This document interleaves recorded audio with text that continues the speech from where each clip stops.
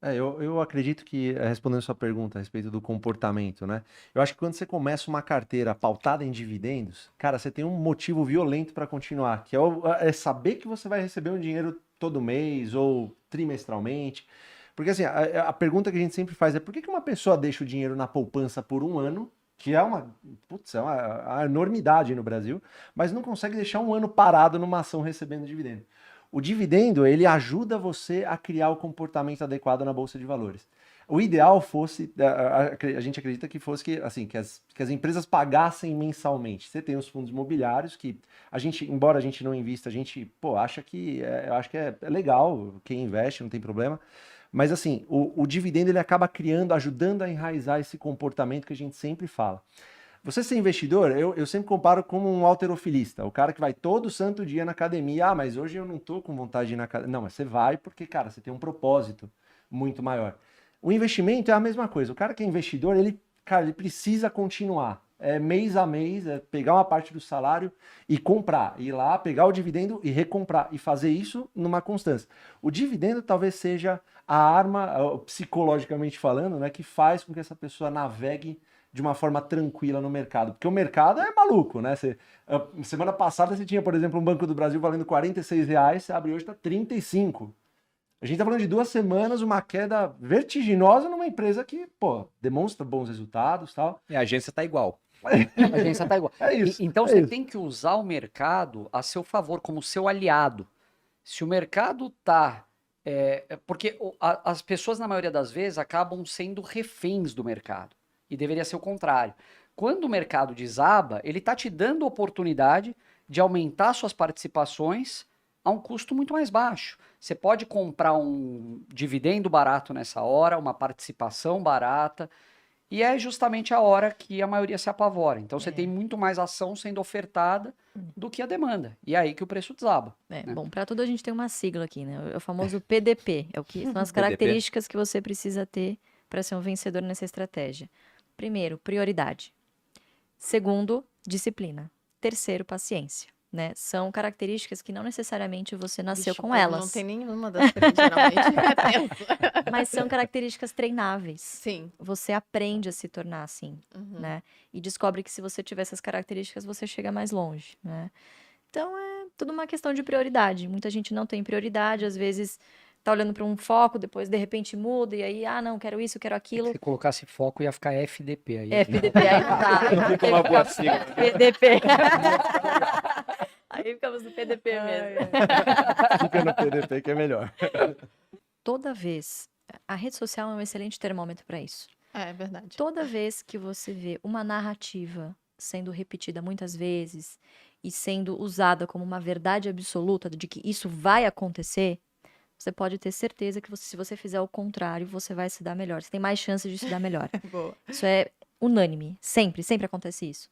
Então, todas as vezes que a gente tem algum grande marco, não, eu não vou comprar porque lá na frente vai cair. Geralmente ocorre ao contrário, né? Porque a bolsa antecipa movimentos. Então, se vai ter eleições, poxa, ela já precifica antes, entende? Então, quanto menos você ficar suscetível a esse tipo de achismo, mais fácil você toma uma decisão e melhores preços você pega. Então, agora, eu acho que a gente, respondendo na pergunta, sim, eu acredito sim que é um momento de oportunidade. Obviamente que precisamos ficar alertas pelo que está por vir, né? Não é você fechar os olhos simplesmente e ficar alheio ao que está acontecendo, né? Porque é realmente, na minha opinião, muito grave. Mas isso não vai, de maneira alguma, mudar a nossa estratégia, mudar o nosso comportamento com os nossos investimentos. Porque na nossa experiência, nos últimos 53 anos do Ibov, foi assim. As boas empresas que estão na Bolsa se superaram. E saíram melhor, por exemplo, nesse período de crise. Quem se sai melhor? A padaria do seu Joãozinho, que o Felipe deu o exemplo no início, ou a Açaí? São empresas consolidadas que têm o potencial de repassar a inflação nos seus preços, né? Portanto, lucro e dividendo são métricas reais e são excelentes investimentos para você corrigir a inflação, que no Brasil é algo primordial para você quando você está pensando em investir, né? Então, sim, eu acredito que a gente está vivendo mais um dos vários momentos que a gente já presenciou de E oportunidade. Brasil é isso, assim, é montanha-russa mesmo. Não tem muita novidade. A eu acho. se vai, né? Tá sempre em crise, A né? turma acha que vai encontrar aqui tranquilidade, previsibilidade, estabilidade. Não vai. Aqui é essa bagunça e dentro dessa bagunça a gente tem evolução. Uhum. Você pega, poxa, acho que até um gancho aqui do podcast de vocês, eu vejo, eu me lembro, assim, quando eu fiz faculdade, no ano 2000, 2001, ninguém falava de empreender naquela época. Uhum. O cara que falava, eu vou montar uma empresa, era visto como louco, né? Qual que era a receita de bolo? Era, poxa, você tem que ter uma boa formação, aí você vai arrumar um emprego numa boa empresa ou no governo, Funcionário público. estabilidade, tal. Cara, o mundo mudou muito e o Brasil acompanhou essa mudança para melhor, né? Então, indo até para o mundo fora da bolsa, mas essa mentalidade empreendedora, que eu acho que é uma coisa que evoluiu muito nos últimos anos, com a mentalidade rentista do outro lado, que é ficar naquele quentinho, gostosinho, conforto da renda fixa, ela é altamente contraditória. E eu acho que isso me força a acreditar de que não tem como a gente continuar com o juro real do jeito que a gente está por muito tempo. É uma distorção muito grande, nenhum país fecha a conta dessa forma, e eu acho que aqui não vai ser diferente. Então, as puxadas de corda, né? Você estressa para um lado, estressa para o outro, mas dessa forma vai encontrando equilíbrio e vai desenvolvendo. E as empresas da Bolsa, assim, você olha empresas que estão em bons setores, a gente gosta também de falar que são as empresas à prova de bala. Tem empresa aí que já passou por trocas de governos das mais variadas, trocas de moeda, insegurança jurídica que não acaba mais, aquela famosa canetada do governo, mudança regulatória. E estão aí, firmes e fortes. Você quer um exemplo? Que é mais do que aquela medida provisória 579 lá, quando a Dilma quis baixar a conta de luz na marra. força, né? Pô, o setor elétrico derreteu. A Eletrobras foi a R$3, Semig virou pó.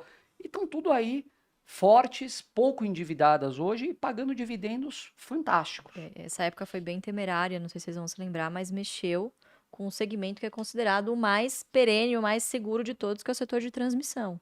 Então, naquela época, a estratégia foi, inclusive, muito criticada, do tipo, olha, não existe segurança no Brasil, nem no setor em que o Barsi diz que é o mais seguro, né? E ele virou e disse, mas eu quero dar um beijo na boca da Dilma, que ela me fez comprar Eletrobras a R$3. Olha, eu não aconselharia. Eu entendo o Tive que raciocínio. beijar alguns sapos no meio do caminho, Poxa. tá bom, Bruno? Mas é um ponto interessante. O setor elétrico realmente ele é um setor muito previsível, né? O pessoal fala até que é um bond proxy, né? Como se fosse quase um título de Exato. renda fixa negociado em bolsa. E por conta de uma canetada do governo, ele sofreu, mas depois voltou a ser o que era. Então acabou abrindo uma baita de uma oportunidade, por isso que seu pai comemorou Exato. nessa ocasião. Então, na visão de vocês, estamos diante de uma oportunidade. Embora, logicamente, existam riscos, a gente não sabe quando vai ser o fundo, né? Podemos estar longe disso. Sim. Mas eu também compactuo com essa visão do momento atual, porque de fato a gente está muito barato. E tão barato e tão pessimista, né? Que é aquilo. Poxa, se não der tão errado assim, já sobe a bolsa, Exato. no final das contas. E eu acho que tem só uma coisa que eu acho que é importante falar aqui, principalmente para o leigo, né? A pessoa que está fora da bolsa ou começando, ela tem a visão de que ela vai pegar o recurso dela e vai colocar tudo de uma vez em uma determinada ação ou dividindo em 5 ações. E não é assim que funciona. A gente, acho que podemos até dizer isso, a gente está sempre comprando num grau maior ou menor. Então, conforme você vê essa precificação do caos aparecendo, o que tem de acontecer nesses momentos? As cotações caem numa intensidade muito maior do que os lucros das empresas. Nessa hora que você consegue comprar um lucro barato, um dividendo barato. Então, você vai aumentando a intensidade de compras. Porque não dá para você acertar o fundo do poço, como você estava falando, né? Pode cair mais? Pode cair mais. Você acha que vai cair mais? Talvez. Então, como a gente não sabe, você vai consumindo o seu caixa, aportando numa intensidade maior conforme vai caindo. Em 2020 foi exatamente isso. Você achava que o piso era... A bolsa estava perto de 120 mil pontos naquela época, né? ela começou a cair, veio para 10, para 100, para 90, para 80 e chegou a 60. Quem imaginaria que ia vir para 60 mil pontos? Metade. É verdade. Em dólar, ela dividiu por 3, porque o dólar foi para 6, 10 mil pontos em dólar. Cara, ninguém sabia. Então, Só para você ter uma noção disso, na prática, nós mesmos, assim, que já temos muito tempo de bolsa, o nosso caixa mesmo acabou no segundo ou terceiro circuit Terceiro break. circuit break já tava no termo Só e que no, teve na mais put. 3 circuit break. E aí um olha pro outro e fala, meu, acabou, e agora? E E agora? Agora você, senta. posição fetal, aguenta a Espera. porrada e vamos para cima. Você espera, porque o dividendo ele continua caindo. As empresas não pararam de pagar dividendo, inclusive nessa época, por exemplo, da pandemia. Elas continuam pagando dividendo e a gente continua fortificando, fortalecendo as nossas posições. Esse comportamento, assim, para o pessoal entender, só com muita informação, sempre lá passando essa calma para o pessoal. Só que é para você ver que ninguém sabe o que vai acontecer. O Lírio que fala esse negócio, né, de você se recolher a posição fetal e continuar apanhando, porque a gente não sabe qual que é o fundo do poço. Né? Mas o fato, o que a gente sabe, o que a gente tem controle? A gente tem controle de comprar as boas empresas sempre, que pagam bons dividendos a bons preços em bons setores. O Best, por exemplo, é uma prova disso, né? Comprando essas empresas e fazendo isso um hábito, cara, longo prazo assim, é totalmente vencedor. O Barsi prova isso, né? Então,